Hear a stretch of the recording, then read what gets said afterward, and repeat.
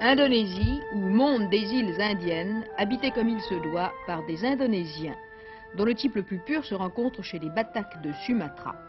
D'une taille au-dessus de la moyenne, ce qui ne se voit pas encore chez les enfants, ils ont, ce qu'il se voit dès la naissance, le teint cuivré, les cheveux noirs, le visage ovale, les pommettes fortes, les yeux horizontaux et bien fendus. Quant à Sumatra, c'est l'île la plus occidentale de l'archipel de la sonde. Elle a été découverte en 1508 par le portugais Segueira et est la 5e île du monde par sa superficie. Les enfants y font des rêves qu'ils placent haut dans le ciel, comme leur cerf-volant. Et puis, là comme ailleurs, il y a des traditions, des habitudes, des coutumes. Et les enfants vont à l'école, bien sûr, mais ils n'y apprennent pas qu'à lire. La preuve, ils y étudient le traditionnel penjak. C'est un art classique de la lutte qui est pratiqué et connu partout en Indonésie. Cependant, il existe des variantes de cet art. Et cette méthode que vous voyez actuellement sur ces images est propre aux populations de Mirangkambo, du centre de Sumatra.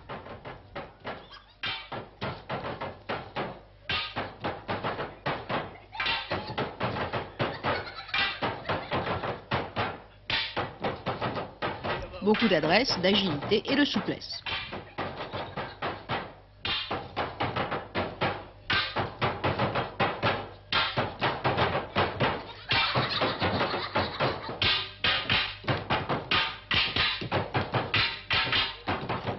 Une bonne leçon. Et maintenant, passons à l'action. Démonstration.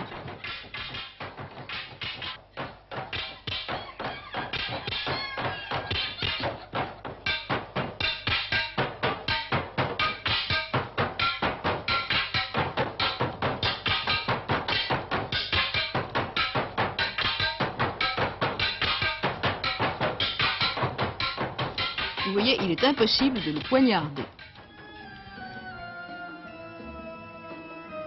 Aucun doute, ces chaussures portent des jambes, ces jambes un corps, et ce corps se promène dans Jogja. C'est une des plus grandes villes de l'Indonésie. Là se trouvent des achalandages sympathiques. C'est aussi à Jogja que se tient l'université.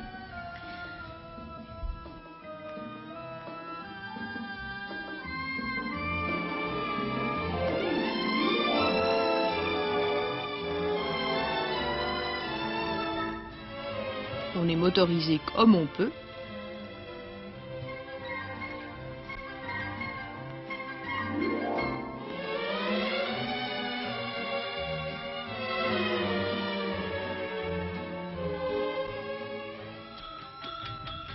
C'est une ville qui respecte ses traditions, telle cette danse qui fait partie du folklore du pays.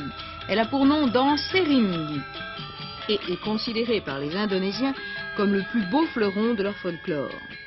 Dans les temps anciens, seules les princesses de sang royal avaient, avant leur mariage, le droit de la danser.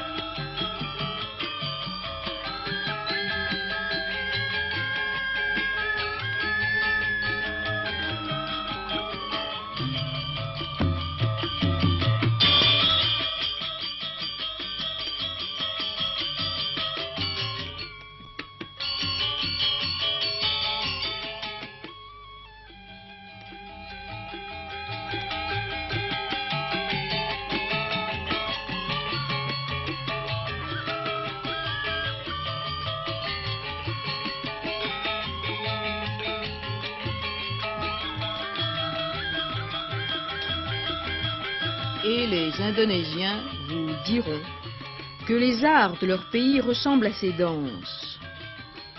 Et nous remarquerons, nous, facilement, combien les mouvements de la serimba ressemblent à ces mouvements de marionnettes.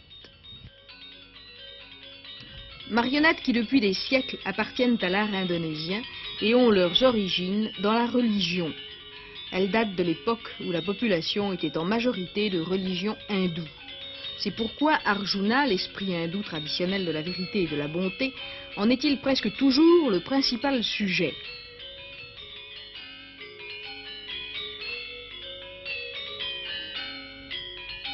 Tandis que le boxeur chinois et le capitaine de bateau portugais sont venus beaucoup plus tard.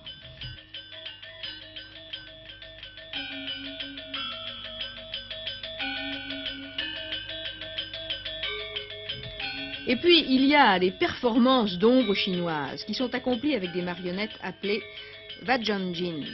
Vajang voulant dire ombre.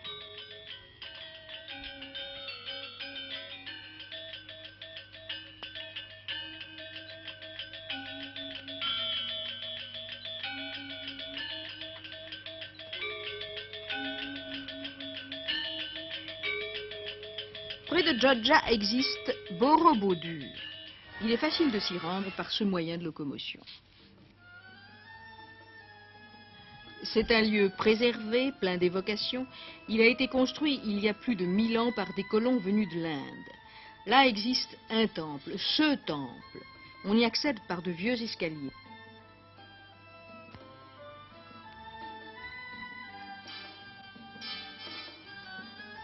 Il est construit selon la mode d'un stupa géant. Stupa veut dire cloche.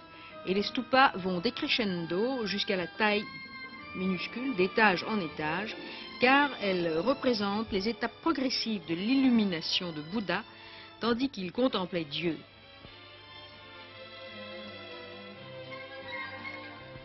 Au sommet, après avoir atteint le 7e et dernier degré de concentration, là où l'on est aveuglé par la révélation, le Bouddha achève pour lui et ses descendants spirituels le pas final qui le conduit à la paix. Cette construction en forme de cloche représente le détachement de l'homme à l'égard du monde matériel et sa recherche de l'unité avec le maître des cieux. Non, il ne joue pas. Sachez, si vous y allez un jour, que cela porte chance de toucher la main du Bouddha assis dans sa stupa. C'est au prince Gautama que l'on doit ses richesses. Il les a laissées pour l'amour de Dieu et de l'humanité. Et les jeunes gens se rendent souvent là pour solliciter la chance avant d'entreprendre leur grand travail, celui de devenir un homme.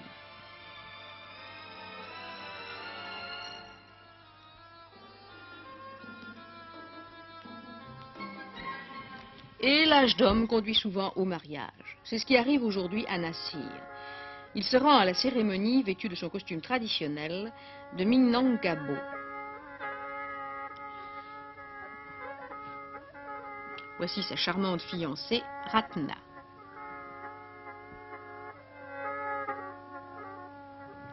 Extraordinairement parée. Cette coiffure évoque la roue d'un paon.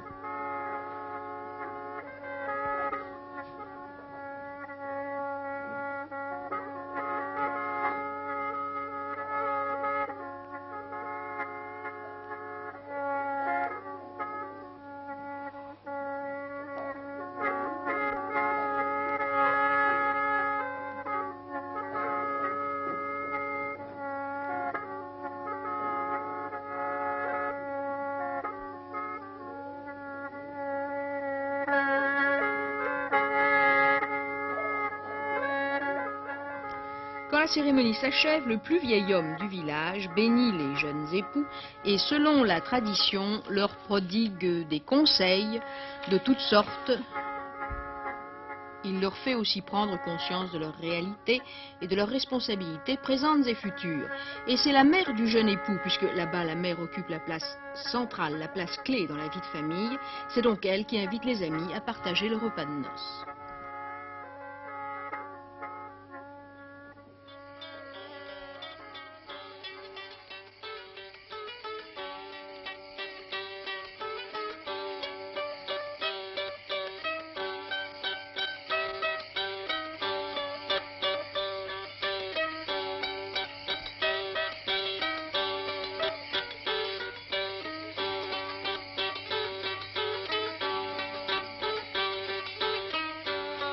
Et la cérémonie, célébrée selon la plus ancienne tradition, s'achève par la danse du plat et de la chandelle, qui a pour nom danse Tari Piring. Les deux petits plats que vous voyez sont les piring, sur lesquels les chandelles allumées sont disposées. Cette danse n'a lieu que pour des fêtes précises et seulement si ces fêtes sont situées à la fin des moissons. Certains mouvements ont des significations propres et représentent des symboles. Ils expriment par exemple le repiquage du riz, la récolte, l'édification des meules.